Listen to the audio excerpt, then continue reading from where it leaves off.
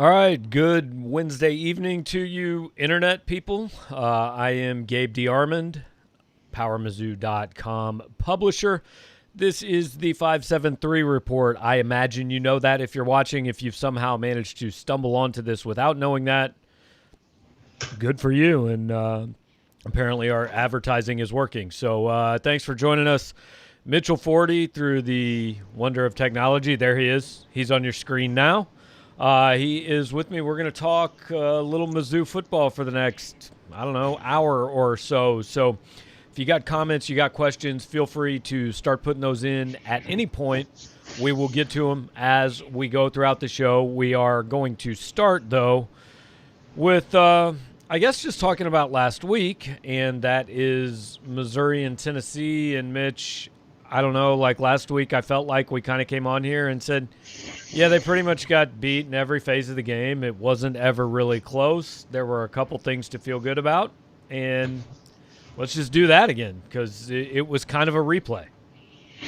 It was kind of a replay, but obviously a replay is a little bit more concerning when you're playing Tennessee and not Alabama. Now, Tennessee's a good team. They're in the top 15 for a reason. They've won like 8 games in a row. But I think people were expecting this game to be a little more competitive than the first one, and frankly, it was probably a little bit less competitive. So the defense kind of got run all over. The offense was inconsistent. We do at least know who the quarterback's going to be moving forward, so that is a point of clarity. But yeah, not a whole lot different than we felt after week one. Okay, so that's where I kind of want to start. We know who the quarterback's going to be at the beginning. Yeah. Eli Drinkwitz wouldn't exactly commit and tell us that's who the quarterback's going to be all the time. I mean, he said, his direct quote was, I think, I'm not going to give anybody the competitive advantage. I've watched these 2 games. Do you think if he says Sean Robinson's not playing, it changes the game plan of Ed Orgeron and Bo Pelini a lot? I mean, probably not. The 2 quarterbacks have done slightly different things, and maybe, I'm sure there's a football coach way to justify, like, well, we want them to have to prepare for both. Even though that's what football coaches do anyway. They prepare for literally everything. Right. So, yeah. They probably have a scouting report just in case what Jack Samsel gets in the game, the fourth stringer. It's what they do. I actually want to ask an LSU coach that. What's your scouting report on Jack Samsel? Okay, yeah, they might not have that one. Yeah. But point remains. I mean, Connor Bazelak's going to start. Do we think I don't know this. Do we think he's taking every snap? Do we think Sean Robinson's going to get a series? I actually don't know at this point. I don't even know that I really want to guess because I don't know. If you made me guess, I would say Sean Robinson gets a few snaps. But I'm not confident in that. I wouldn't be surprised, especially if Connor Bazelak plays well. I wouldn't be surprised if he gets the whole game. So we'll see. But I almost think if Robinson gets a snap, it's going to be a situation where he comes in and you almost know that it's a quarterback run or an option or something like that. I don't think they're going to go back to, okay, first series of the second quarter is Sean Robinson now. I think it's going to be Bazelak, other than if it's a special package or something. And I think that's good because I think it's important that he makes a choice. Now, if he wants to switch around a little bit this week, I've said all along, you're probably starting 0-3. If you want to see what you have, that's fine. But I think it has to be settled by Vanderbilt. But I kind of got the sense, because this is the first week he said this who is starting. So I think that's kind of his guy, at least.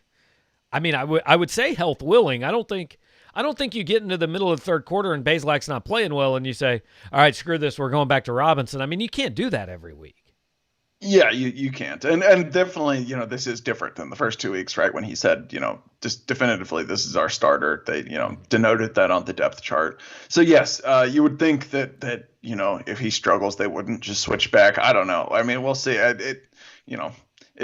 clearly we've said this before. We know less about this football team than we have any of the other ones we've ever covered. Like, it's just weird. We don't get to see what goes on in practice, who looks good when, and maybe why Sean Robinson got the starting job and stuff like that. So I will say, you mentioned maybe using him in special packages. I guess I could see that, but I also don't know. I mean, at least so far, he has not shown that he's probably a good enough runner to come in and just do like quarterback run type packages. Maybe if you want to do something with like a lot more options, more read option type, or have like, a triple option type thing. But I think Bazelak can do that too. So I think probably it would be best if they just kind of stick to Connor Bazelak as long as he's healthy. Well, and this all goes back to, you were just saying, like, we didn't know anything about this team. I mean, this is why, look, we always say, take what we say with a grain of salt, even if we're actually seeing it with our own eyes, because we don't have all the information. But when we're not seeing it with our own eyes, all we're doing basically is reprinting press releases and listening to what they tell us. I mean, we've heard for a full year now that Sean Robinson was great, that he was going to, he was the best quarterback on the roster. This is even when Kelly Bryant was playing. People in the program would tell you that. And it's just proof that that's said about it. And look, Sean Robinson may still end up being a good quarterback and playing a huge role on this team and all that. But you just can't trust what comes out of camp when nobody can actually see anything to prove they're not telling the truth, right? Because I don't know if you guys understand this, but football coaches a lot of times, they do not tell us the truth. They don't really want us to know what's going on. So at least Drinkwitz is honest about that, though. He just tells us he's not going to tell us. Yeah, that's true. That's true. And I mean, he also said, during camp, like, I don't know what to expect from these guys. But like we said before the season started, like the majority of the hype about Sean Robinson was generated from him being a good recruit and the staff that was very openly trying to save their jobs last year being like, don't worry, we actually have a quarterback for next year. Right. Like, we could still be good if you give us a chance. So I'm honestly surprised they didn't just play Sean Robinson against Arkansas. They played everybody else who had a Mizzou uniform on. So just like they were already in. That was right after the NCAA upheld those sanctions too. Just what are you gonna do? Put us on probation again? We just played them. That would have actually been amazing. Yeah, that would have been cool. So you guys do, again, comments, questions, whatever you got. We're gonna get to them. And as we go along, and we're going to start because there's one here that caught my eye, and Mitch, maybe you'll know more what this is about than I do. But Tucker asked if we read Drink's comments about their travel situation last weekend and COVID. Do you specifically know what that's about? Not necessarily. I know he said last week it was a free-for-all. Last week he said that, he said that the COVID reporting procedure was a free-for-all. Not necessarily the travel situation, I don't think, unless he's talking about something different. Basically what happened there was SEC teleconference. He was asked about the COVID reporting situation. He said something along the lines of, it's a free-for-all. You don't actually know, who's going to be out or what numbers are going to be going, in quarantine for each team. And then someone asked him, would you like to see that changed? And he basically said, that's above my pay grade. I didn't really think it was that big of a deal. I mean, obviously a little bit of a shot as like, I'm releasing my numbers. And he even publicly said, like, this is a public health situation, not like an injury. We shouldn't be treating this like a competitive advantage. But I still didn't view it as like, the biggest deal in the world. I don't know. Yeah. And so, Tucker, if you're talking about something else, like, I feel like we see most of what he says. I feel like one of us is listening most times he talks, but it's possible we miss some. I don't know. Maybe he went on the radio somewhere, or maybe he went on Rome. So, Tucker, if there's something that you're referencing that we don't know, feel free to comment. New comment from Tucker. Okay. He said he's talking about yesterday when I know what he's talking about now. He said basically, we had some COVID. He said like some COVID related things after traveling that I have to see how that shakes out. Basically, that was a super cryptic answer to a question of, do you have anyone in quarantine right now, or have you gotten everyone back? He said they've gotten a few people back, but they need to see how some things shakes out, and he would update us tomorrow during his radio show. So we're still waiting on that. Don't know anymore, other than it sounds like there's a chance maybe a few more people are in quarantine and or hurt, but he would not give us any specifics. And I think all that is like every coach at this point in time just says, yeah, I don't know, we're fine on Tuesday. I don't know if we'll be fine on Friday, right? Like, and that's at every level. I mean, Stephon Gilmore test positive this morning, and there are now like 3 NFL games that they might be played, but we're not going to know if they're going to be played until Saturday morning. And I do want to take a second to say that if after the discussion, in the discussion after that game, if Patrick Mahomes got COVID from Stephon Gilmore, there's going to be problems. I might have to skip and go up to Boston next week. So have a discussion with Mr. Gilmore. So, but yeah, I don't know. We talked a lot about the quarterback and the offense at the beginning, but that wasn't the issue. Now, look, you're not winning games with 12 points, right? Yes, they have to score more. Yes, they can't throw a pick at the 20-yard line. They can't make some of the mistakes they made. But we knew the offense was going to be an issue. I don't know if we expected quite what we saw out of that defense. And I'll admit, like, I undersold Tennessee's offensive line a little bit. I still don't think Tennessee is Georgia. I don't think they're Florida. I don't think they're Bama. I think they're a good, solid 4th or 5th best team in the SEC. But I didn't feel like they were a team that should just be able to line up and it was almost like they just looked at Missouri's defense and said, all right, how many yards do we need? We're going to get that many on this play. And if we don't, we're going to get within 2 feet, and we're just going to run a quarterback sneak, and we're going to get it next. That's not good. Yeah. Now, so like you said, I mean, Tennessee's offensive line is good. And I didn't really realize until shortly before the game when I was writing the preview how good. I think they have like 6 or 7 guys on that line who were 4-star or 5-star recruits. They had just added Cade Mays, who's a 5-star recruit. But that said, we're expecting this defense to be the strength of the team. It has to be in order to avoid putting too much pressure on this offense. Like you said, yes, you need more than 12 points to win. But the way Missouri moved the ball Saturday after the first quarter was, I thought. I mean, they played okay. They played fine. Now they need to do a better job scoring touchdowns and avoid that interception in the, on Tennessee's side of the field. But like that, I don't think they're going to play a ton better than that just from a perspective of moving the ball. They just can't afford to get down 14-0 and then be down like 21 points like they were at times on Saturday. And we just talked to Ryan Walters actually a few minutes ago about the defense. And he said basically the issues ran the gamut. Like everything that could have possibly been an issue was. And then he also kind of said like, but we're not that concerned about it. I think I'm a little more concerned than he is. Yeah, I mean, I would probably be concerned about it because this team won't win a game in which it gives up 35 points this year. I feel pretty confident saying that. And again, it was, I mean, by the time Missouri has scored its first touchdown in the first 2 games, the opponent has had 28 points. Actually, Alabama had 35. These games have been over. And I don't think Saturday necessarily would have been shocking or depressing or whatever it was for Missouri fans. I think what makes it a little bit more so is when you look at what happened other places. Like, Arkansas has less talent than Missouri does, and they beat Mississippi State. Ole Miss, I don't know, similar talent, maybe a little better talent than Missouri, but they beat Kentucky. In week 1, the other new coach, Mike Leach, beat LSU. So you've got 4 new coaches in this league, and 3 of them already have kind of that signature first season. All it takes in the first season is 1 win.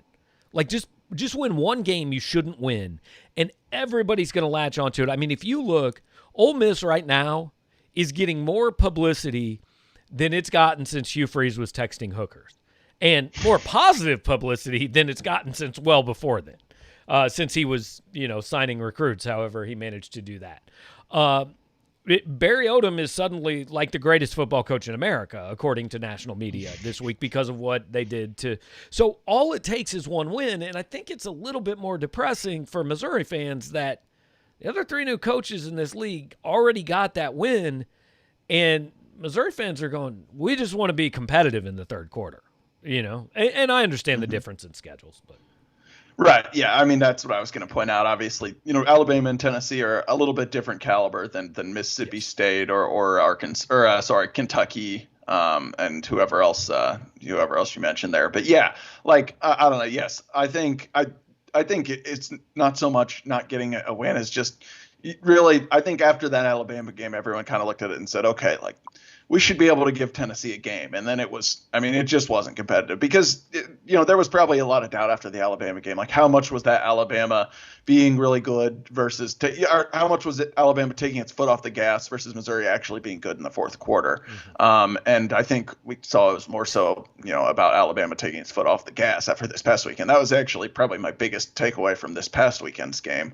So yeah, I think there's still a chance for Drinkwitz, like you said, to beat a team he shouldn't. There will be a lot easier opportunities than that to do that moving forward. Well, I just want to prove that we are reading your comments. Bob Douglas comments that it's a breath of fresh air to hear your voice, Mitch. So your most passionate fan is back. My on biggest the broadcast. fan. Yeah, love. Yeah. Hey, Bob, we appreciate it, man. Get some of your friends to come, give us a like, subscribe, all that. So we're talking about rush defense. So David wants to know, can the run defense give up less than 100 yards in a game? I don't think it's going to be this weekend. 100 yards, that's less than 100 yards in a college football game. This is different than the NFL. That's pretty salty if you're keeping a team under 100. I think more under 140 is maybe a good target. Well, or under 230. Yeah, that is the start. First of all, to answer the question, yes, Missouri will have one game this season where they will give up less than 100 yards, and it will be against Mississippi State, and it probably won't matter because they will State ran for 9. Their passing yardage will determine how well that team, moves the ball. Yeah. That said, I think 100 is, a logical, number, a gauge people use. And I'd have to look, but Missouri held a few opponents under that last season, but those were not SEC teams. It's more so the bigger issue is like, Ryan Walters pointed out today, when you give up 230, that's when you're in trouble because that means you're giving up some of those big chunk plays. I think it needs to be better than it was Saturday, and it could get there without ever holding an opponent under 100. And Tennessee did the smart thing. They just ran the ball, and they said, well, you're not stopping it, so we're going to keep running the ball. And then I guess, we're going to throw it just often enough to make you think we might do it, so you can't just put 10 guys at the line of scrimmage. So I wasn't sold on Jeremy Pruitt, but he's actually doing a pretty nice job there. And he's got a huge weekend coming up this weekend, which reminds me we're gonna roll that SEC schedule across the bottom of the screen. This is all the SEC games. You guys can kind of check that out as we go. All right, so David has rephrased his question. Could they give up less than 250? They actually have given up less than 250, but I get your point. The run defense was kind of trashy last week. And we talked to every week on this show, we want to give you guys a chance to hear from a player or coach, whatever it is. We talked to Tre Williams, Mizzou's defensive end. Well, I guess technically now Buck linebacker. We talked to him. Going to let you guys listen to that for a few minutes, and then we're going to come back and talk a little bit more looking ahead to LSU. Take your comments, questions, all that. Go ahead, Gabe. Yeah, Trey, after looking back at film and kind of reviewing the Tennessee game, what do you guys need to do differently defending the run, or did that have something specific to do with their run game? The run game wasn't nothing we have never seen before. It's just that kind of focusing more on the keys, and we see we got some guys that are not 100%. So a lot of guys that are coming back, and just need to go back to the preparation and just kind of fix things. Next up, has anybody else got their hand up? I can't see it, man. Colin O'Brien, you're up next. Go ahead, Colin. Hey Trey, how you doing, man? Man, I'm good, man. Just got out of practice. Good. Third downs have been a little bit of a struggle issue for you guys as well in these first two games. Just what do you think needs to change there? Do you guys need to get to the quarterback more, or is it coverage stuff? Where does it start for you? To be honest, I think we're getting to the quarterback pretty good on third downs. We just need more time. So, like I said, Jarvis Ware is down right now. He's one of our starters, and that's where a target is most of the time. Just kind of try to air us out. So the D-line, like I said, we're getting there pretty good. To help out the DBs, we kind of just need to get there a little faster, and the DBs need to hold it a little longer for us. Team is, it's a teamwork type of game. You know what I'm talking about. Yes, sir. Mitch Forde from Power Mizzou, go ahead. Trey, I know you just talked about the run defense. I mean, as a defensive lineman, as a defense as a whole, how much harder is it to stop the run and to get off to stop an opponent and to get off the field when the other team has the run game going and can get in those manageable situations later in the downs? I mean, it really just depends on what the play is out there. You know what I mean? If we're in a certain type of front, we should be able to stop them on third downs regardless if a player is down or if a player is up. I mean, like I said, it's all about the preparation. Go back to practice and just get ready for the next game. I mean, the games that we lost, I mean, there's a lot of errors. So besides those errors, you go back and you just kind of fix them for the next game. Dave Matter, St. Louis Post-Dispatch, you're up. Hey Trey, I know you're playing on 2 feet more and getting to play that kind of different position. How does that suit you better? What's the advantage there? I mean, I'm kind of like a hybrid player now. So I mean, like I'm on the outside linebacker. That kind of fits me a lot more because just with my frame and speed, I can get to the quarterback a lot easier than coming from the inside out. But at the same time, I mean, I'm gonna be fluctuating throughout, hand down, standing up, just depending on where we want that pressure coming from. Jack Sobel from the Man-Eater, go ahead. Trey, Trajan Jeffcoat's come back to the team recently, and he's played pretty well, putting up 2 sacks, and I think he started the last game. What have you liked from his play? Trajan, the thing I like about Trajan is that he's coming back. He hasn't played football in a long time. He comes back with that motor. So not just getting pressure up the middle, I get another pressure from the other side with him. So that just puts everything in perspective for me to get there as well. So, I mean, he's a good contributor to the team. Mitch Forde, Power Mizzou. Trey, I know you just said, there's been a lot of errors in execution on the defense first 2 weeks. I'm curious, do any in particular stand out as things that maybe are, easier to clean up or things you're optimistic can get cleaned up? Oh man, like it's easy to clean these things up, mostly because we know the errors. If you don't know the errors, then it's hard to clean things up. You know what I mean? So as long as we know the errors and we can just keep going back and fixing those and getting ready for this win. So I think that's the most important thing. And Ben Hockman, St. Louis Post-Dispatch. Hey, real quick, just wanted to get your thoughts as you watched the game film from Tennessee. What did you see out of teammate Nick Bolton? Out of Nick Bolton that game, I see that he's covering up a lot of slack for that's happening in the back. You know what I mean? So it's not only he's doing his job, and then Nick Bolton is the workhorse of the defense. So at the same time, Nick Bolton's covering up slack that other people that are, if they're not doing their job 100%, Nick Bolton's covering up there. So he's doing 130%. You know what I mean? So that's what I see from Nick Bolton. Thanks. 130% from Nick Bolton, hell of an effort, certainly on Saturday. And I kind of laugh, like, every player ever has said it, but yeah, if we just fix the errors, we're playing pretty well. Well, what are the errors? They're all fixable. I mean, there's never been an unfixable error in the history of a losing football team. Nobody ever tells you what they are, but they're all very fixable.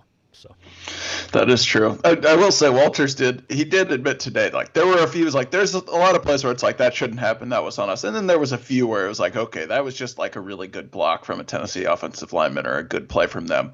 But yes, you never hear anyone just call and say, yeah, I'm going to be honest, we're screwed. We can't fix this. This is unfixable. The problem is we just aren't good enough. Like the other guys are way better than we are. So, Mitch, I'm just going to keep throwing up comments from your fan club on the screen. Molly making an appearance to agree with Bob. So, hey, Molly, thanks for watching. Appreciate it. I know why Molly is making comments. I don't know why Bob Martin is such a big fan of yours, but or Bob Douglas. I'm sorry. Yes, He's going to comment because I have misidentified him. But glad to have you here, Bob. Everybody throw some comments. We're going to kind of answer some of these and then maybe get to LSU and the situation around that game. Bronson wants to know, for somebody like Hansford who left football for a year, does he get that year back in eligibility? Well, first of all, Hansford's just hurt. Like, he didn't leave the team. He's hurt. But this year is, and appreciate the question, we have answered this in many different forms. This year doesn't exist for anybody. Like whatever every depth chart and every roster says in America, if a player is a freshman this year, he can be a freshman next year. And he's going to be, if he's a senior this year, he can be a senior again next year. Now, there's a lot of things that go into that. But this year, literally, in terms of the NCAA and eligibility, it simply doesn't exist. I mean, it's not happening. I don't know. All these games that are being played, I guess, aren't being played. I don't know. We're just not seeing them. It's all made up. So they're going to count for these coaches who are, potentially going to get fired / new jobs. But the players know, no player, even though every conference is now going to play, no player has this year count against them from an eligibility standpoint. Right. Pretty much everyone except Trey Lance at North Dakota State is playing a full football season. And he's going to the NFL, so it doesn't matter. Another one of our faithful viewers, Sir Mufflebuns, wants to know the confidence level on the defensive line. I mean, I don't know. I'll let you hit this one first, Mitch. I mean, it's not super high, just because of what we talked about earlier. Like Tennessee kind of pushed them off the ball whenever they needed to. Now, I do think Tennessee's offensive line is better than most, and I think the defense. I think the defense will play better than it has the first two games at a certain point. Maybe not this week because LSU's offense is also really good. But we talked before the season about how much losing Jordan Elliott would hurt this line, and whether or not Kobe Whiteside would kind of take a step backwards. I mean, it has clearly had an effect. Kobe Whiteside has probably taken a little bit of a step backwards without Jordan Elliott drawing double teams. But I think more than that, the other positions on the line have been a step down from what Kobe Whiteside was. So yeah, I mean it's definitely a concern. Yeah, I just watched again. I keep going back to 51 running plays, and not one of them lost yardage. I mean that they were, and I tried to get some people to kind of address this, but are the problems fixable when the problem to me appeared to simply be you're just getting blown off the line of scrimmage? And again, Tennessee has a very good offensive line. I doubt LSU is trotting out a bunch of 2-stars nobody's ever heard of on the offensive line. I don't know. I haven't studied it. I would imagine they're pretty good. Vanderbilt's line might not be good. Don't get fooled. Missouri has 7 tackles for loss, 9 tackles for loss in that game necessarily, but they're going to face good lines this year. And I don't know. Missouri's getting to the quarterback okay, I guess. They didn't get to Mac Jones at all. Got, I guess, a little closer to Garantano a couple times. Yeah, I mean, both first game, the pass rush was the issue. Second game, run D was the issue. Again, that's the front four both times. So yeah, I think until we see him play better, it is going to continue to be a concern. Yeah. Last question to Tre Williams was about Nick Bolton. So I'm just putting this up. Who would win a goal line stand, Bolton or running back COVID? I like a running back with COVID. Drinkwitz probably hopes that the running back wins that one. He hopes that Nick Bolton just runs the other way and lets that dude score. But no, I've seen some people seem to be a little hard on Nick Bolton for that game. And, I mean, he missed 3 tackles, and one of them led to a touchdown. But the dude made 17 tackles. I mean, right now, if Nick Bolton doesn't make the play for Missouri's defense, it kind of just doesn't get made. And that's not, like Tre Williams said, he's covering up for other guys. Now, Tyree Gillespie and Josh Bledsoe are playing. I think the secondary's actually been decent, but those guys are all obviously behind Bolton. He makes pretty much every play for this defense, and he probably needs some other guys, specifically the guys lining up next to him, to help out. Yeah, that was kind of my takeaway coming out of the game was aside from Nick Bolton, if he wasn't making the play in the front 6, front kind of 6 or 7, however you want to call it in Missouri's defense, no one really was. And talking to players kind of backed that up, like is exactly you said what Tre Williams said. And Drinkwitz actually kind of said something similar, like he'd made some mistakes, but he did a lot for us. So I definitely don't think he's the problem. I think that other linebacker spot next to him, you could reasonably expect that to improve. There's some young guys there with not a lot of starting experience, and as they play some easier teams, that might get a little bit better. But yeah. Rasmus wants to know if we can ask Drinkwitz if he plans on recruiting a fullback. I mean, we can ask him. I don't think they used one at Appalachian State last year, did they? I think his offense is a one-back offense. Yeah, I don't think they're going to recruit a fullback. Also, like we really don't chat with him enough to ask about that, to be honest. Yeah. Like, and to be clear, like the next time you see him, this is how we see him. The same way you guys are seeing us. I have seriously, how many times have we seen him in person? 3? I know when he got hired, bragging rights game, and then we had one deal in his office around signing day. Yeah, and there was a couple both spring practices. Yeah. I didn't go to any spring practice. I've seen him in person 4 times ever. Okay. I think I'm at like 6. So we're close. We see each other all the time now.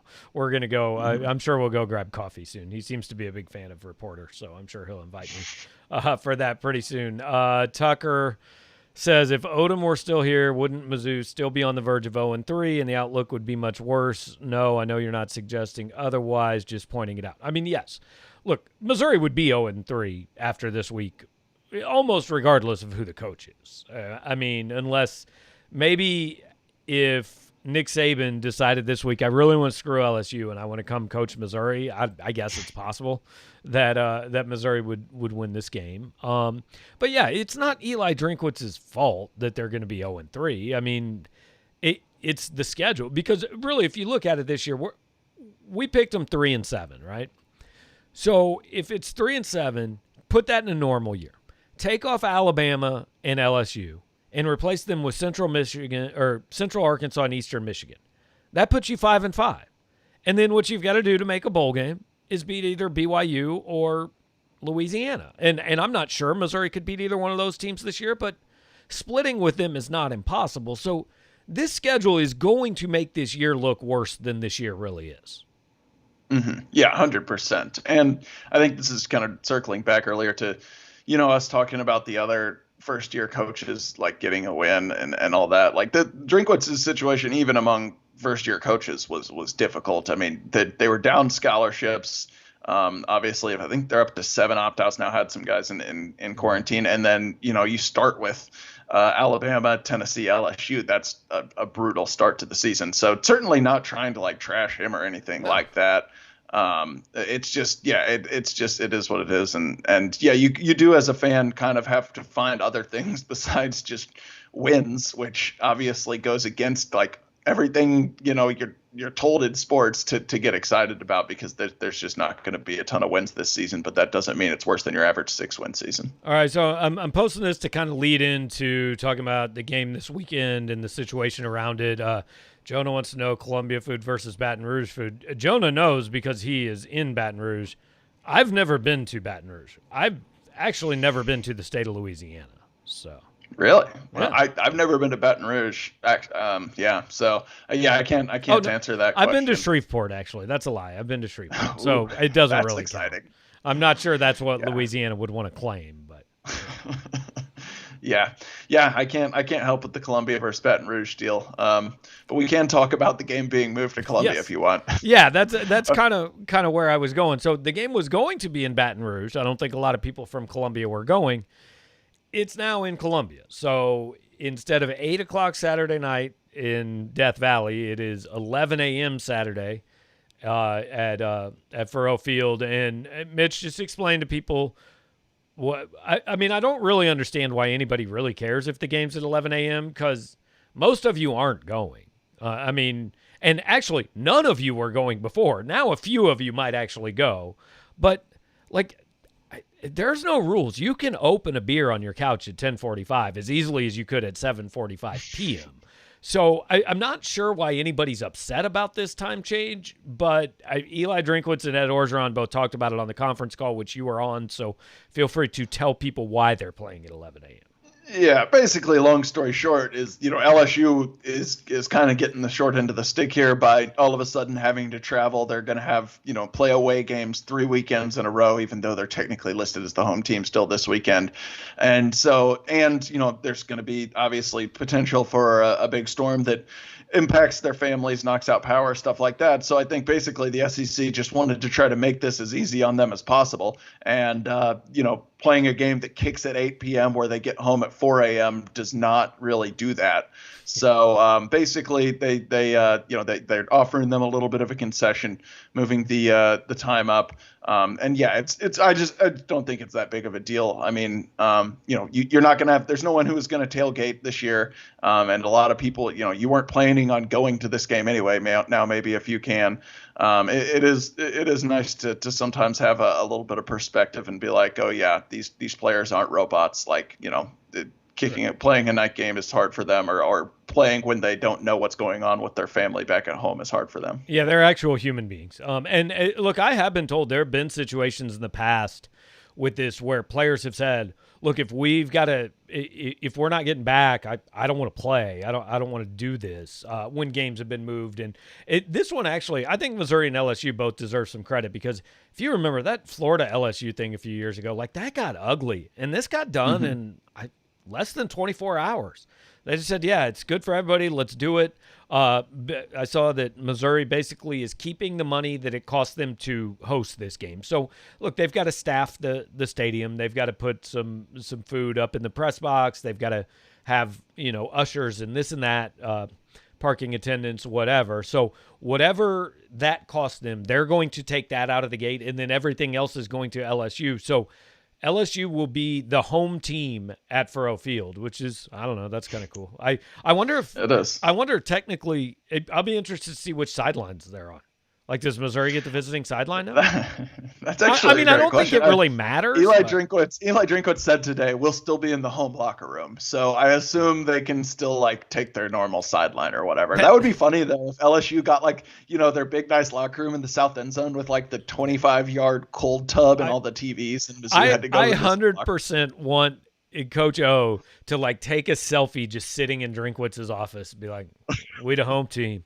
We coming." That would be amazing. That'd be great. And I think he might do it. If there's a coach in America who's going to do it, it's 100% Ed Orgeron. So we're going to get into a little bit more of this game, comments, questions, whatever you guys have about this game. Would love to hear from you guys. And Bradley wants to know, is there any area where Mizzou has an advantage this week? Now, look, I don't know a ton about this LSU team, because even Ryan Walters and Eli Drinkwitz said today, there's really no point in looking at last year's LSU team, because this is a completely different team. I mean, Joe Burrow's gone. Clyde Edwards-Helaire is gone. Justin Jefferson's gone. Thaddeus Moss is gone. I think they lost 17 players from last year's team, whether it was draft or opt out. I mean, they had 14 drafted. They've had some guys opt out, all that. Joe Brady's gone, the passing game coordinator. He's replaced Dave Aranda's by gone. What's that? Dave Aranda, the defensive coordinator. Defensive coordinator Dave Aranda gone, replaced by Bo Pelini. So everything is completely different. My guess is, based on seeing Missouri the first 2 weeks, no, there's not really a specific area I can point to and say, I think this is it. I mean, I don't know. Missouri might have a better kicker. It might. Although Drinkwitz did say today, we're not giving Mevis the Red Guy Award yet, even though I think that award is for punters. Well, I think you can win that. No, I think you're right. What's the kicker award? Is there one? I think there is, but it's different. Yeah. Yeah. But no, point being, I probably not, honestly, as far as if Mizzou has a specific. That doesn't mean they can't win. Missouri's beaten teams. There have been bigger upsets than Missouri beating this LSU team. This is by LSU standards, I don't think this is a good team, but it's a good team. Yeah, right? It's a talented team for sure. There's this year too. There anything can really happen. I mean, you could have LSU with a rash of COVID cases. You could have players really not caring about a football game when a hurricane is literally, making landfall in their hometowns at that moment. So it is possible. And I think the path to winning for Missouri is defense plays well. They hold LSU under, probably about 28 points. They get a couple turnovers to get a short field. They get Larry Roundtree in the downhill running game going, and then they work off of that to take some shots down the field, because I do think, Mississippi State showed LSU can be beaten over the top. is that likely? Maybe not, but is it impossible? Absolutely not, especially this season. Is this the worst team Missouri's played this year? I don't know. It is. I think it's not the LSU's best. I know that. No, it's not the best. I think LSU is probably more talented than Tennessee. But in week 3, are they better? I don't know, because, like you said, they have so much new, and obviously this offseason was so non-traditional. Maybe they're not what they will be at the end of the year. So I don't know. I mean, they're ranked lower than Tennessee, I think. Yeah. So I guess that technically they're the worst. I mean, yeah, Tennessee hasn't lost. LSU has. So we'll see. So if you've got some more questions, get them in. We're going to run through the rest of the SEC games real quick. Just kind of a couple of quick things. Florida A&M. Florida looks really good. A&M looks very A&M-ish to me. Which I don't know. I guess they could do this in Kyle Field. But Florida doesn't look like a team that's going to lose this game.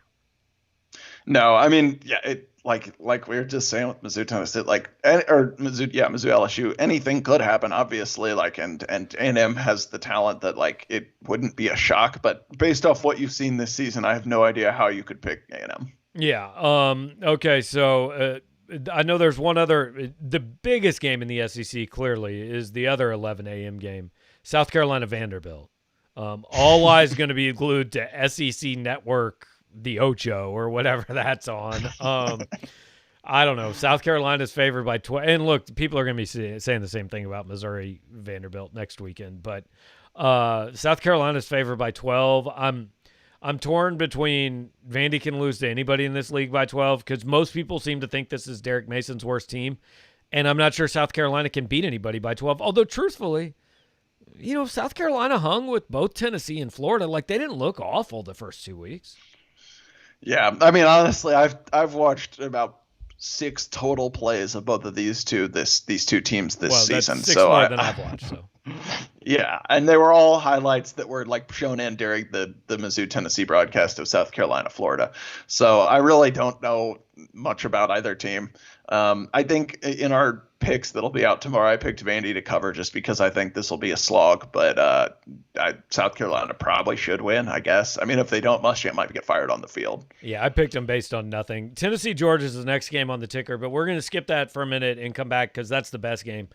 Arkansas at Auburn,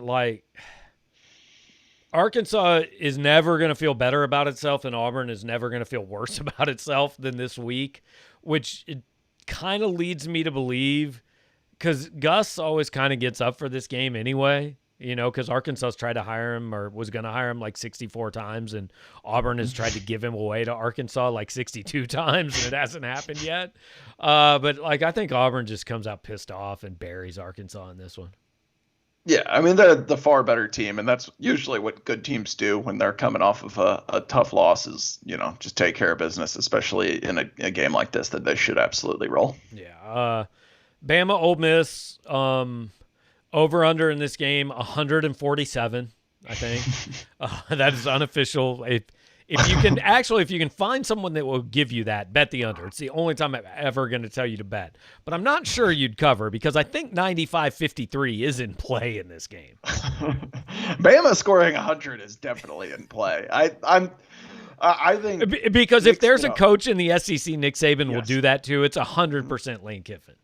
That's what I was about to say. Saban will not. I mean, Kiffin's already been needling him this week. Yeah. Saban will not hesitate to score 80 on Ole Miss.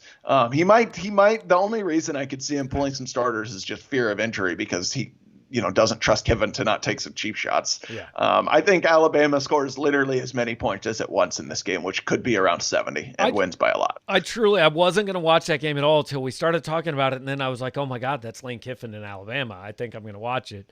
Mississippi State, Kentucky. I mean, I don't know if it's the only way for me to have less interest in this game is if it was South Carolina Vanderbilt.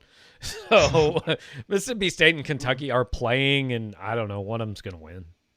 Yeah, talk about, I just have no idea what to expect from either team. I thought Kentucky was pretty good. They've looked pretty bad. Yep. Maybe they bounce back. Maybe they're just defeated. Mississippi State has gone from looking amazing to dreadful. So yeah, I don't know. I don't even remember what I picked in this game, honestly. I think I maybe picked Kentucky. It doesn't matter. Like we do picks every Thursday. Nobody keeps track of them. No, that's true. There is no standings, no penalty, no reward, nothing on the line whatsoever. Okay, so Tennessee, Georgia. It's the CBS game, 2:30.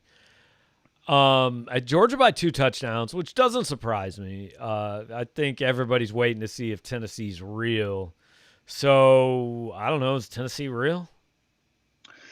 I think they're real enough to hang in there for a little bit. I do not think they're real enough to seriously scare Georgia. I think that Tennessee's offense does not maybe look as good if you make Jaron Garantano beat you.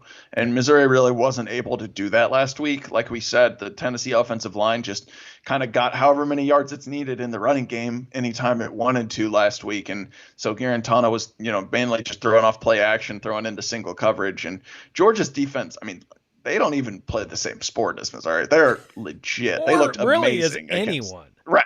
That's not even a knock on Missouri. Exactly. Like they looked amazing against Auburn last week. I watched a good bit of that game.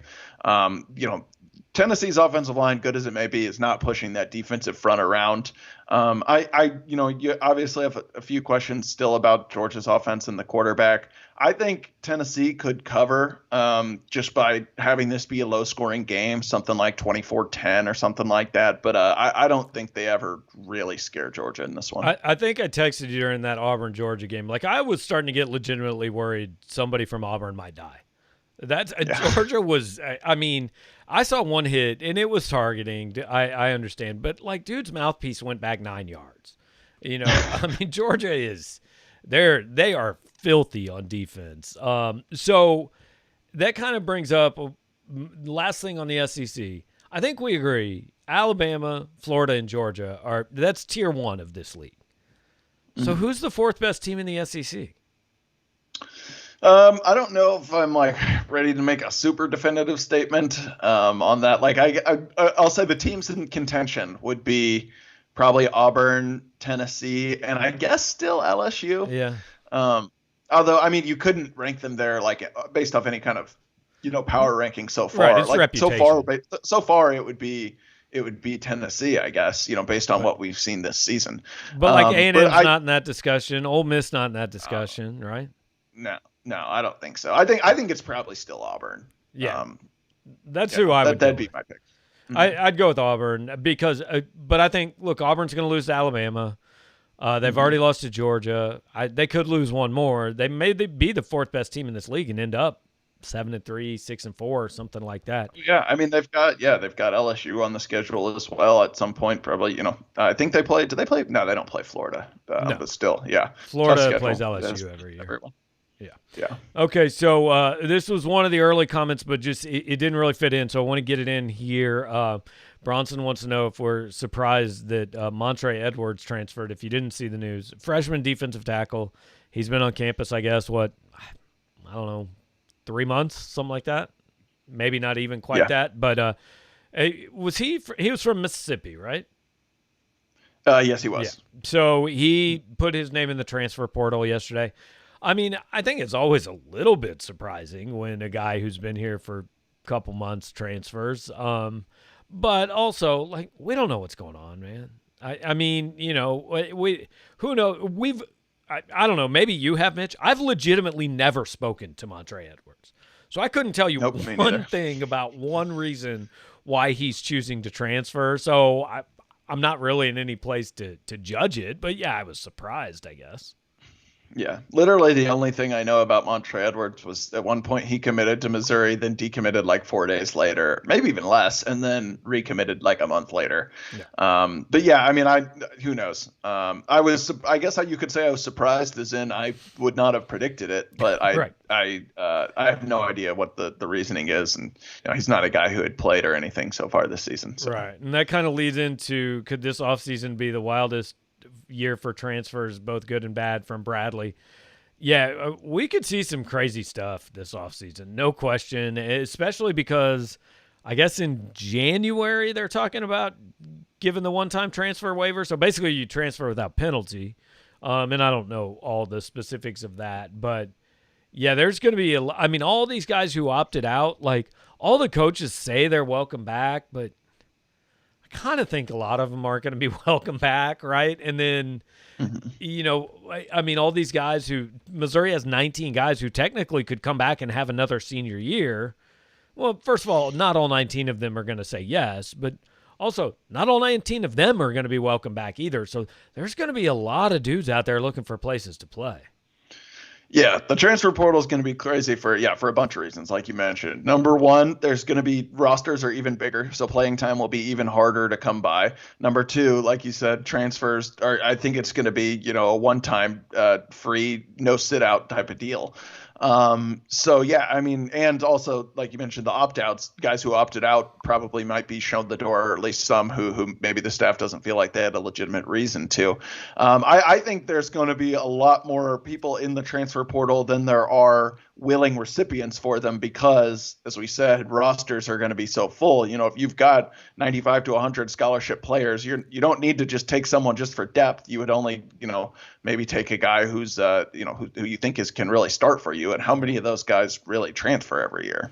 All right. So this is only week 3 of this show, but I'm just going to tell you, if you find creative ways to ask questions, I will, assuming there's no like profanity or insults, I will get them on the screen. So AHWY Law wants to know better hands, Mizzou receivers or a nest of snakes. And I really think it kind of depends on the kind of snakes, because, and I'm pretty sure there are no snakes with actual hands, but like if you have snakes that have big enough fangs, they could probably like snag a football with them.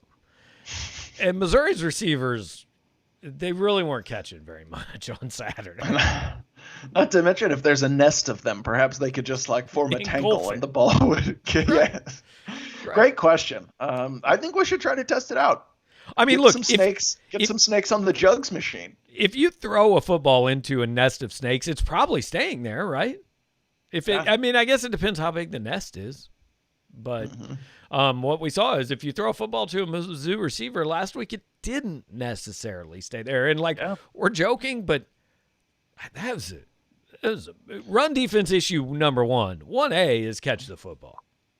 Yeah, it's bad, and it's also, I mean, it's just one of those things where it's been an issue for a little while now. I think Mizzou's up to like 10 drops through 2 games, at least according to PFF. That's not good, and it's especially not good when you've got some other deficiencies. You've got young quarterbacks and are playing from behind like Missouri has been. So yeah, that I don't know exactly how you clean that up, but it needs to get cleaned up. Yeah. Bradley wants to know, no bowl eligibility this year. Does Mizzou go to a bowl game? I think probably not, because even though there's not going to be any eligibility standard, there are going to be significantly fewer bowl games this year. I know the Hawaii Bowl and the Bahamas Bowl are already gone, which I think sucks. So what's the point? Right. I mean, let's get rid of those and keep the Quick Lane Bowl in Detroit. What the hell are we doing here? No,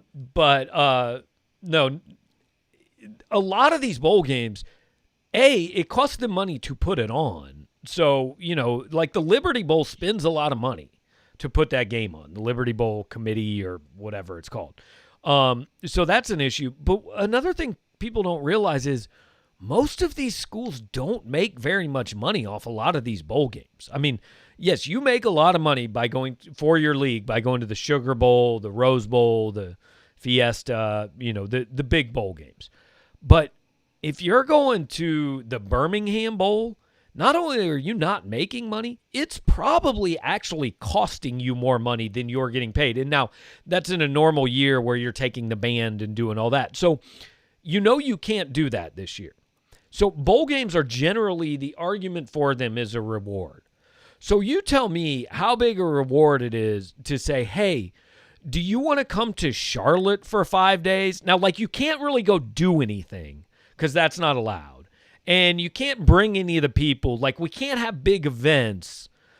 And, there's not really going to be any fans at the game. But do you just want to, come hang out and play a football game in front of nobody that nobody's going to see? Play 1-10 Georgia Tech. Right. That is the Duke's Mayonnaise Bowl. So if there is a bowl to go to, that might be a good one. But no, I'm not trying to make light of the question. I don't think Missouri will end up in a bowl game, because I think there are going to be 10 bowl games. Yeah. it depends, like you said, how many bowl games exist. But I want to argue with you because we said last week that we agree too much on this show. We need to get some more spice up in here. I think here's the one thing I will say for a bowl. I think Eli Drinkwitz would want to go to one because coaches love the extra practices. And I think if he if he got the team on board, which he probably could, I don't know. I mean, like the way we just put it, it doesn't sound like a good sell, but I'm sure he could rally the troops, get that done. And then, it depends on how many bowls there are. But I think if he made that pitch to Stirk would, they'd do it. Also, mainly what we need here is we need Mizzou in the Vegas Bowl because that's a thing for SEC teams now, and I want to go cover it. But you can't go to the casinos right now, probably, right? I think you can. I mean, is it smart? No. Would I do it? Probably not. But in theory, I think they're open. Okay. Yeah. I mean, I'm very angry the Bahamas Bowl is gone. So we've got two bowl comments. One I strongly support, and the other one I have an issue with. Can we eliminate the Independence Bowl? 100%. Look, I mean, here's how much I love the Independence Bowl. Missouri's been to 3 Independence Bowls. I covered the first one, and the experience was so good that I did not go to the last 2. So that tells you what you need to know about the Independence Bowl. And now, David, I just can't. I can't support this.